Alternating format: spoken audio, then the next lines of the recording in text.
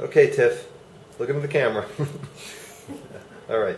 So we're going to start with telling everyone who you are and how you actually found me as a coach and as a trainer. I am Tiffany, and I'm an amateur triathlete, and I've been doing this sport for about 4 or 5 years. I found Terry through a friend of mine who's a very good triathlete, and he highly recommended Terry about a year ago. And I initially came to have some services for a nutrition consult before a big race last summer. Okay, and what do you do for as a profession? I'm a registered nurse. So you know a little bit about the body, right? I like to think so. Yeah. All right. Well, that's good. And has that helped you in any regard, knowing more than the average person? Yeah, I think it helps. Yeah. Yeah, it's definitely beneficial. So when you came to me, you had an idea of what to expect, or you had a goal. Tell us a little bit about your goals and what your original intention was. I think my original intention was, or my goals were probably not real goals. I think that coming to you, my goals were reestablished because mine weren't really real. Right. But they were kind of rerouted and guided. But initially it was nutrition, about it was last June. last June, about 5 weeks maybe before a big Ironman race. And I wanted to drop a couple pounds for race weight. Yeah. How many pounds did you want to drop?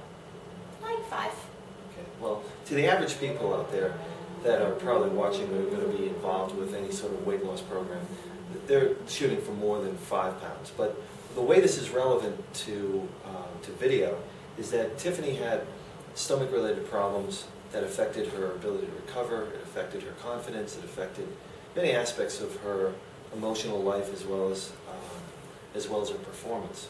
So as we got into metabolic typing and I started teaching you about how to food combine, what food groups were right for your body type, your ethnicity, blood type, you made a few changes and you started to notice improvements. So tell the audience here. I remember initially changing my diet completely after we went through the metabolic assessment, and the first 2 days were really rough. I felt my body was going through some kind of withdrawal. I was really tired, and I just felt terrible. And then I remember it was exactly day 6 into the diet where I literally saw and felt the difference in my body. And not that I was overweight by any means, but I just saw my body kind of lean out a little bit, and a few couple pounds, troublesome pounds, or just a little extra bulk on my body just was gone in 6 days' time. And my sweet cravings, which I'm a major sweet worms addict, yeah. anything with sugar, they were gone in a week's time, which is... So for all of you wondering, what Ironman or triathlon requires a lot of carbohydrate, but the irony is that with a lot of carbohydrate can come a slow metabolism, and you can affect the pH balance of your body, and it can really adversely affect your performance and your ability to train and recover. So we had to understand where these cravings were coming from, how they were occurring, not just psychologically, but physiologically. So we ran a few diagnostic tests, and what that helped me understand were food groups that you were sensitive to, food groups that were overly consumed. There were food groups that were just absent from her diet, as well as food groups that were very, very highly sensitive. And between the diagnostic work and the metabolic typing, we were able to refine the approach to meet her demands as an athlete, but also, more importantly, her health demands apart from triathlon, apart from everyday life. So people need to learn how to eat as an athlete, as a physical exercising being, as well as being sedentary, because most of your life is not going to be working out, and you need to make good food choices and understand how foods affect your particular body.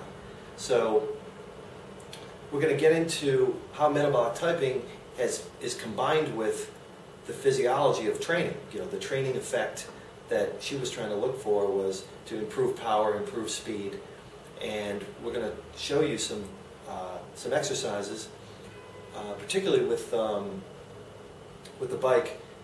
We use power to measure training stress, and I'll talk to you a little bit about VO2 max training, lactate threshold training, and maybe clear up some mythologies around heart rate training, which many people are attuned to and it has limits. And I've dialed many athletes into world-class performances, including myself, with the understanding of how to understand training stress.